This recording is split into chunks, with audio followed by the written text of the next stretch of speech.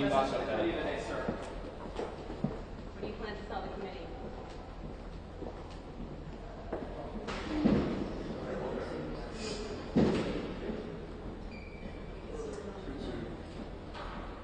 Well, we have all the same questions that I think you all would ask. We want to know what went on during the prosecution when many believe that Epstein was awarded a sweetheart plea deal.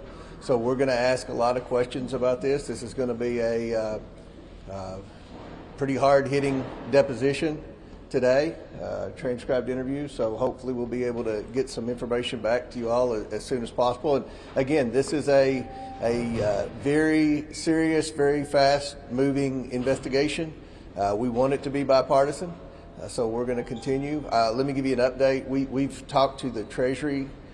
We have the suspicious activity report coming into our possession. We have some that have been redacted. We're going to go to Treasury and see the unredacted version. So let me say this: the Trump administration is fully cooperating with us in this investigation. We're going to continue to get more documents in from the estate, unredacted, and we will be able to answer some more questions. So. Do you plan to ask about the FBI director said in his testimony earlier this week that the non-prosecution agreement that Acosta oversaw hamstrung investigators, which is one reason why they haven't been able to get to the bottom of a lot of these questions that are being asked? Do you plan to ask about that? Yeah, absolutely. And I think if you go back to what Patel said with respect to Acosta, that poured fuel on the fire, so to speak. We're going to continue to try to seek answers. We want to know what happened. According to the survivors of Epstein, they said that they had reached out to government authorities.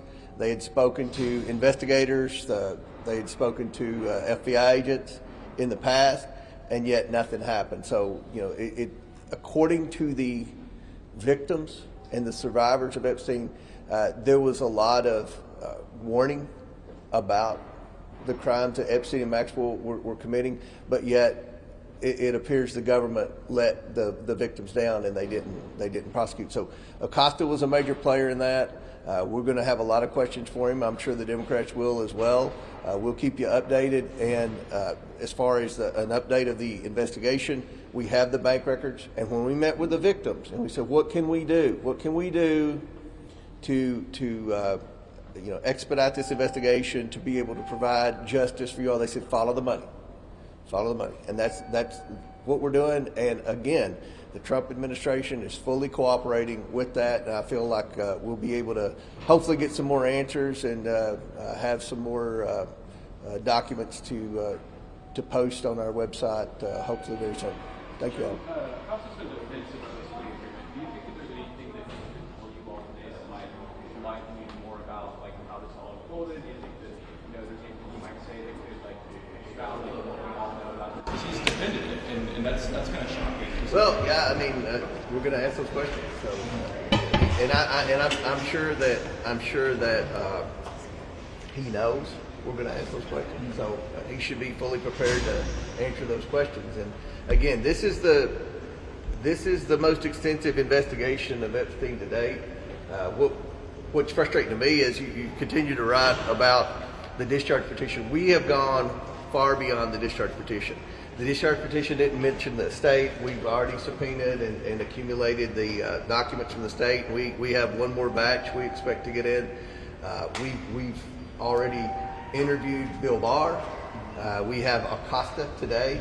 So we're so far past what the discharge petition was wanting to do. It's not even a factor now. So hopefully we'll get some answers. And at the end of the day, the objective is to get justice for the victims of Epstein Island. And it's I have to say this, it's very disappointing that the Democrats have just so politicized this. Joe Biden had 4 years where he could have released the Epstein document, or the Autopin could have released the Epstein document. Whoever was running the show could have released the Epstein document, and they did not. They did not. And if you ask any Democrats about this investigation, they seldom mention the victim. They only talk about Trump. And Nothing that we've received. We've had hours of meetings with the victims. Maxwell's talked, Bill Barr's talked, the other AGs have sent letters. You know, there's no liability for Donald Trump. There's no evidence that shows Donald Trump was involved in this. So I think you need to refocus the investigation and remember the purpose is to try to get some type of justice for the victims and to find out what happened. Were there prosecutors that turned a blind eye? You know, I think hopefully today we'll be able to get some answers. So thank you all for being here. Epstein's victims released a statement this week saying that they were deeply upset with Mr. Patel's testimony. Mr. Patel said that there wasn't evidence in the FBI possession that victims were trafficked to other people. What do you make of these victims and their reaction to what Mr. Patel said? Well, I mean, we want to work with the victims, so we're trying to review the data too, and we've expressed to the victims it would be helpful if they would give us some names of some people. We'll look at the bank records. That was one of the things the attorney said. Look at the bank violations, the bank records, and you will find potentially some names. Right now, you know, there haven't been any names that have emerged other than press reports. You know, the documents haven't showed that. That doesn't mean there aren't any. I don't know. That's why we're getting more documents in, and we'll have questions for him. And hopefully the victims will continue to communicate with our staff and our attorneys, because we'll put a list together. If there's a list, we'll find it. If there's not a list, we'll try to, you know, put together who we think was involved. But right now, the documentation hasn't shown any names of anyone that was trapped other than Epstein and Maxwell. So, but you know, hopefully we'll have more conversations with the victims, and hopefully we'll find some stuff out today. Chairman, can I Thank just you all. ask if you... Okay, thank you. My name is Robert Garcia. I'm the ranking member of the Oversight Committee. We've got Oversight Democrats here. I think most folks know that we have Alex Acosta with us here for the next few hours, who is obviously right now involved in a line of questioning on both Republican and Democrats. So we've just finished our first hour with Mr. Acosta, and so we do have some comments members are going to talk about, and then this will continue throughout the day, just to be very clear. I just want to make some things clear that we made clear and that we heard from Mr. Acosta just in this first hour. Now, it's very clear that Alex Acosta ran a deeply flawed investigation of the Epstein case. That's clear. He also would not admit that Mr. Epstein received a sweetheart deal, which has been widely reported and agreed upon since that deal was actually made by Mr. Acosta and his team. So he would not admit, and in fact stands by the decision to have given Mr. Epstein a sweetheart deal, which was only 18 months, and which during that time he went on to abuse multiple women that he raped during that time, where he was supposed to, of course, have been in jail by the team by Acosta. Let me also just add, which I think is really important. In his questioning, he also agreed and stood by those decisions and would not claim any responsibility to the victims, and in fact said, and was admitted, that he had no knowledge of what happened to those victims, even to this day. When asked directly if he actually knew that people were being abused, that women were abused during that time, he would not admit that he knew that information and actually refused to acknowledge the victims. And so with that, I'm going to turn this over to Ms. Crockett, and everyone's going to say a few words. Thank you. Thank you so much, Mr. Ranker. And I think I want to pick up on where Congressman Garcia left off. It is this idea that he is not experiencing what most of us experience, which is that hindsight is 20/20. He seems to be pretty dug in on the decisions that he made. And so for me, obviously, I wanted to dig in a little bit and try to ascertain why is it that he felt so confident. And unfortunately, I heard things that disturbed me, such as, well, back in 2006, it was a different time. And it seemed as if we were going back to a little bit of victim shaming and believing that, well, nobody's going to believe these girls or these women, so we're not going to necessarily have a good case. And so instead of rolling the dice, or I don't remember, I think it was a crapshoot was what was said, instead of taking a crapshoot, we just decided that this would be better and this may guarantee that he actually spent some time in custody. Think about that. Think about the responsibility that is upon a prosecutor to go after a child predator and then to say, well, at the end of the day, we don't think they would have been believed. As someone who has been in these courtrooms, who has had to defend against these very types of cases, let me tell you something. And I did try to educate him on the experts that we have that can lay out whether or not a child has any inconsistencies as it relates to the trauma that they have experienced. It doesn't seem like either Mr. Acosta was equipped to be the U.S. attorney at that time, or he's just playing in our faces. I haven't really figured out which one, but neither one of these ultimate conclusions should be okay for the American people. Hello, Brady. Congressman Maxwell Frost. I 100% agree with what Congresswoman Crockett just said. Mr. Acosta, at least to us in this deposition, essentially said he didn't have faith in the victims, their stories, and their ability to tell their own story and their own testimony, which is deeply disturbing to all of us sitting in there.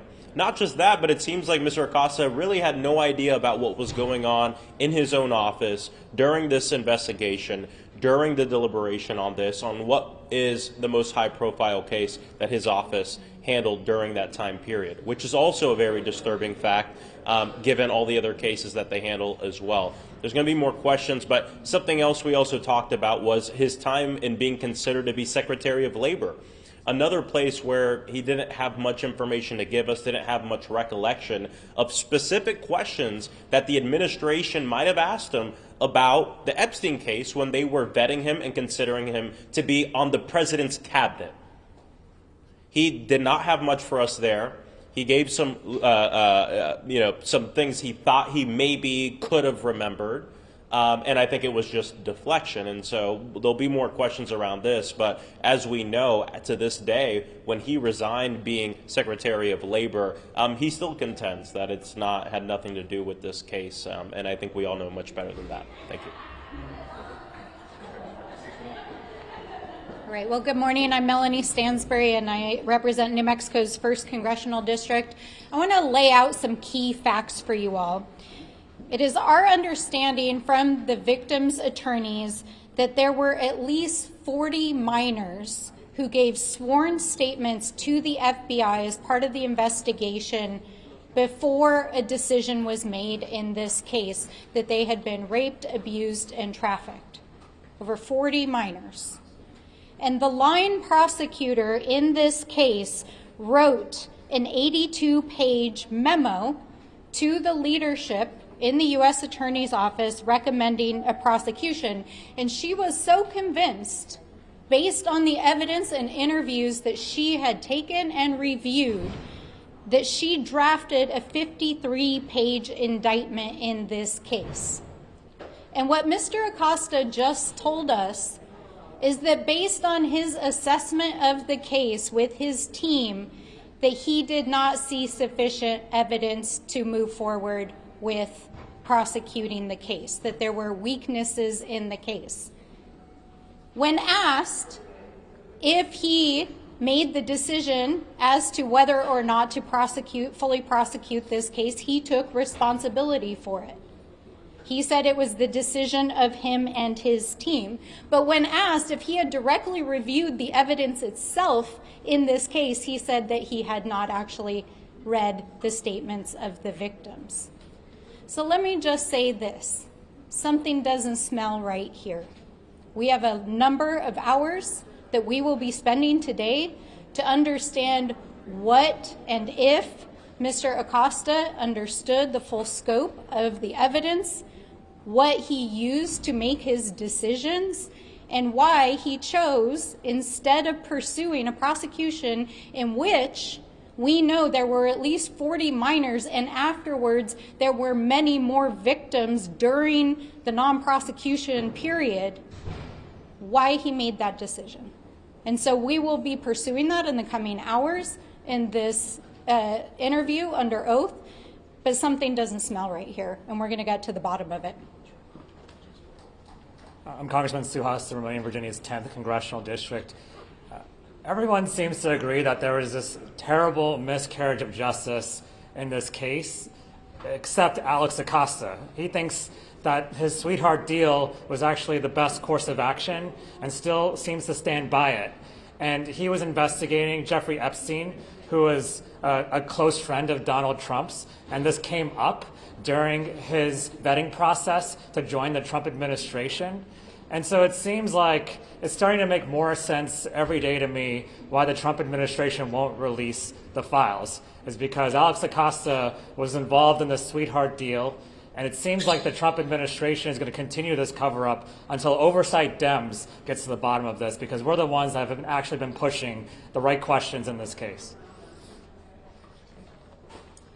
Good afternoon. It is clear from what we have heard, and we know this, Alex Acosta helped Jeffrey Epstein evade the law. Allowing Epstein a single state charge and a non-prosecution agreement is a slap in the wrist, despite over 30 identified victims at the time. As my colleagues have mentioned, it is clear that Alex Acosta holds no remorse and does not feel, even in hindsight, that Jeffrey Epstein received a sweetheart deal. Now, just a couple of weeks ago, we all sat in the room with the survivors of Jeffrey Epstein and Ghislaine Maxwell. We heard directly from them, including individuals who were raped and abused by Epstein during this sweetheart deal and during the time period where Alex Acosta made sure that Jeffrey Epstein was able to evade the law. I continue to have more questions now than I did walking into the room earlier today, because this is somebody who is not clearly answering questions. We still need to find out, why is it that the Donald Trump administration felt that he deserved to be the Secretary of Labor during the first Trump administration? So many questions are left to be answered. I think Alex Acosta is a small but important part of this, and it's important to remember that this is a massive cover-up. There are many more people involved, financial institutions involved, potentially foreign governments involved, but this is one key part to getting to the bottom and getting to the answers that we need to get justice for the survivors. Hi, Congressman Dave Min out of California 47, and before coming to Congress, I was a law professor at UC Irvine. And I'll tell you, after the first hour sitting with Alex Acosta, I found him to be completely non-credible as a witness. His answers were evasive, they obfuscated, and they were just not believable. Just to give you one example, we know that his chief federal prosecutor, in addition to bringing a long charging memo and a prosecution memo, had actually said that the computer evidence that was being withheld by the defense at that point in time, all these files, the surveillance videos, perhaps child pornography, they were not producing it. She had said that that was a smoking gun. That would put this whole thing to bed. When I asked Alex Acosta about this, his response was that he didn't actually review the evidence on this case and would have no input on this, which is just impossible to believe given the high-profile nature of Jeffrey Epstein at the time, given the fact that Alex Acosta was having meetings with the attorneys for Jeffrey Epstein contemporaneously with all this. Completely non-credible. I doubt we'll get a lot of honesty out of him today, but what we're hoping to get is a roadmap to the types of evidence that we can demand from, as the Oversight Committee, from the Epstein estate, a roadmap to that, and of course we're going to continue to get, I believe, a lack of remorse, a lot of obfuscation out of Alex Acosta. Very frustrating, but we are going to get answers. Thank you. Good afternoon. James Walkinshaw from Virginia's 11th District. I was sworn into Congress last week, and one of the first things I did was sign the discharge petition to release the Epstein files. And what we heard today, what I heard today, validated that decision for me. There is a clear through line over the course of this Epstein tragedy, and it is a callous disregard for the victims and the survivors. And Mr. Acosta demonstrated that today. We know that he signed off on the sweetheart deal for Jeffrey Epstein without consulting with the survivors. Today, he refused to accept what those survivors have told us, that after Jeffrey Epstein was released as a result of that sweetheart deal, he went on to abuse more women. A callous disregard for victims and survivors. And we are going to continue to push and push and push and fight so that those survivors get the transparency and the justice that they deserve. Thank you. Let me just close up, and then if there's one question or two, we've got to get back to this deposition of these interviews. Just want to remind everyone, so we actually heard from the survivors just recently. This is just a couple of weeks ago. One of the survivors that was there was very clear that she was abused and assaulted and raped by Jeffrey Epstein during his work release, and during that time when he was out, during that 18-month period that was given to him by Mr. Acosta and his team. And yet Mr. Acosta stands by the deal, stands by the fact that women were assaulted and raped during that time, and clearly many before, and would not even agree that anyone was actually abused during that time. We asked him directly if he actually understood that during the sentence that Jeffrey Epstein received, that he went on to abuse other women, and he would not answer that question. He said he was not aware that that actually happened, that he could not confirm that that actually happened. That has been widely reported. And so he is completely not credible, and he's has been clearly involved in the broader cover-up that is happening right now, clearly being directed by the White House and the Attorney General. Lastly, we call again on the President and the Attorney General to release the Epstein files so that the full truth of what happened can be released to the public, and most importantly, the survivors to get the justice that they deserve. There's one question or two, and then we're going to head back. Mr. Garcia, you covered a lot on Acosta, but we need to ask you about the Jeff Zients transcript. There's been a lot of reporting about his testimony regarding the president's cognitive ability when he was president, suggested that he needed multiple meetings to make decisions, that he'd slowed down. Do you agree with the characterization about what's been reported, and what was your take on that interview? Look, I think the Republicans keep trying to focus on the past, and they keep focusing on President Biden and his health, while they're ripping away health care from 17 million Americans. Right now, we're focused on the Epstein interview. Yes? That's the question. During this first part of this interview, did any more names come up that you might want to investigate, or who might have been, quote, on this client list? I think that every single interview conversation that we have, there are more people that we want to talk to, and certainly more information that we need. But in order to get to the truth, we need the release of the files. Next question. You brought up vetting several times around his labor secretary position.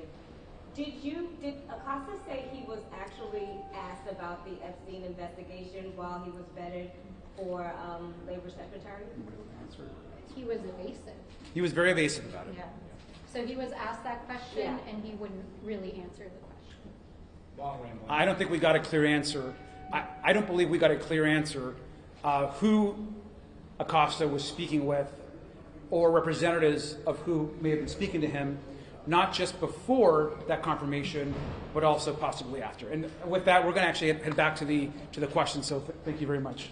So I'll give you an update if anyone has any questions. I think the interview's going very well, and Mr. Acosta is thus far being very forthcoming.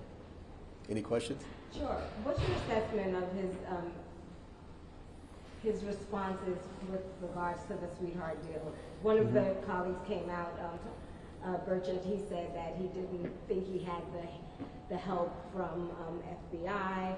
Demers saying that he botched the investigation himself. What is your assessment? Well, we're still digging in, and this is going to be a very long transcribed interview, so there are those are all questions we're going to try to ask and determine the answer.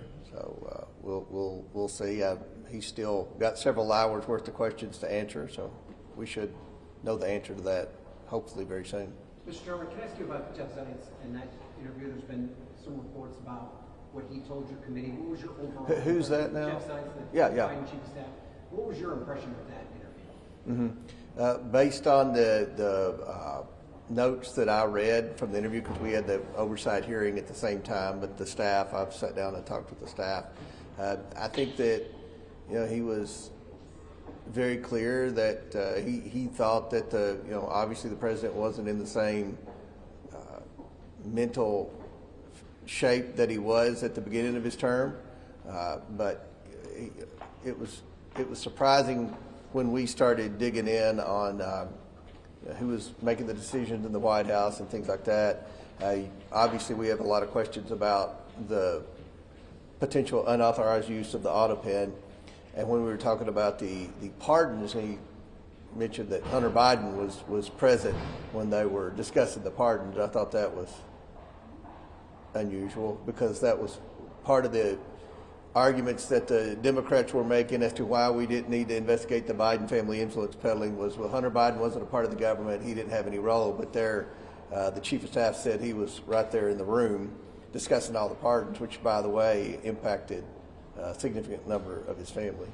Mr. Chairman. Those Treasury documents you had mentioned earlier, do you have a time frame from when you're going to be looking at them? The bank documents? Yes. Very soon. We should be looking at them within the next week. So. Mr. Chairman, Representative Stansberry mentioned that there were over 40, or at least 40 minors who were abused that were part of this investigation. Could you confirm that number, and could you also speak to how many of those victims were memorialized then in 302s by the FBI? I don't know how many, the exact number of minors.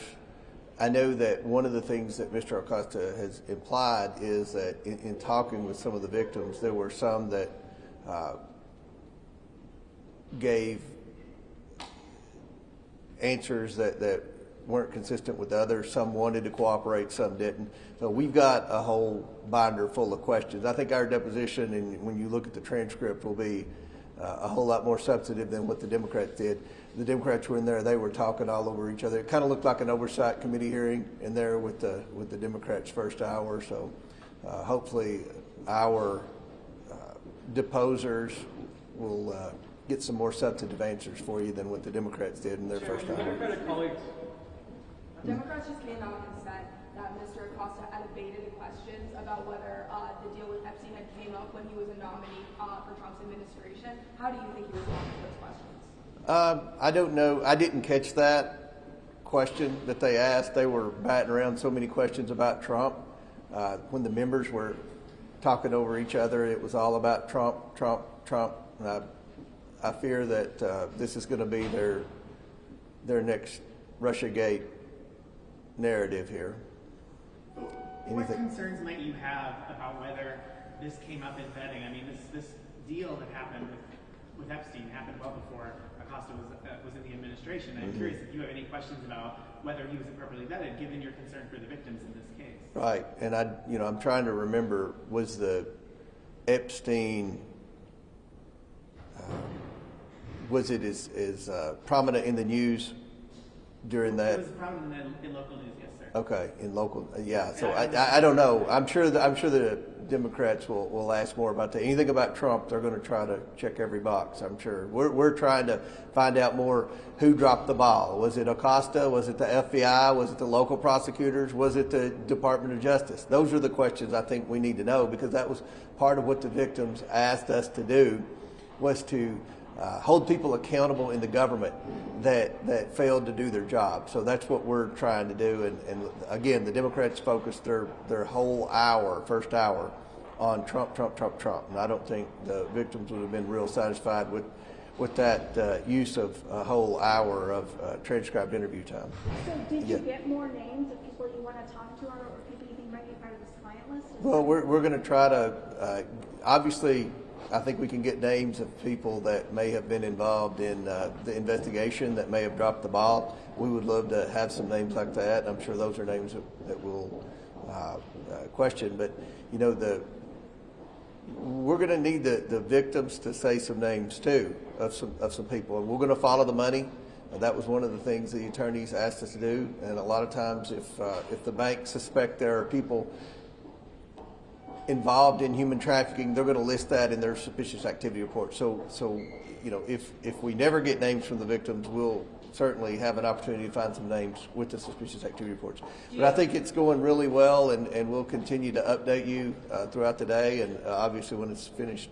Do you expect to hear from the line prosecutor? People keep placing blame on this line prosecutor. Well, we'll see at the end of this, and this will be public record. We'll see where we need to go from here. But I think one thing that you can see is this is a very serious interview. This is a very serious investigation. We are taking it very seriously. And again, my last words for now is the Trump administration is cooperating. They have turned over tens of thousands of pages of documents. They've allowed us to go in and get the bank violations, which is the one thing the attorneys for the victims asked us to do. They specifically asked us to follow the money like we did in the Biden investigation. I know NBC didn't always cover that very thoroughly, but I think people see that that was a very thorough, substantive investigation. We got a lot of information about shell companies and people involved in sending wires and things like that. If that was happening under Epstein, which is very possible, I would say probable, we should be able to get some names through the bank records. So, thank you. I'm trying to follow through. Did the former chief of staff tell you that the president was not cognitively up for the job? Did the president? No. He said he thought the president could perform the duties of the presidency. They've all said that. Every single Biden staffer said that. I'm not. That matched with the other testimony that he gave you, though? Well, there were a lot of questions. So the questions are, should the president, where there's inconsistencies with all the people that we've talked to in the Biden administration, is should Biden have had a cognitive test? Some have said no, some have said yes. Some said that was never discussed. Some said, yeah, we discussed it a lot. So the whole issue of a cognitive test, which, again, this is an investigation, was the president cognitively capable of knowing what his staff was doing with the auto pen? Was the staff authorized to sign those documents by the president? If so, was he cognitively able to understand each and every individual pardon, each and every individual executive order? How do you nail that down? How do you get Well, it's very difficult. We brought the doctor in, and we asked the doctor the first question, Dr. O'Connor, were you ever told to lie about President Biden's health? And he pled the Fifth Amendment. So, we're doing the best we can. It would have been a lot better and easier if the doctor would have answered questions. The fact that he was trying to avoid self-incrimination, I think, is concerning and should be concerning to everyone. So, thank you all. We'll be back later.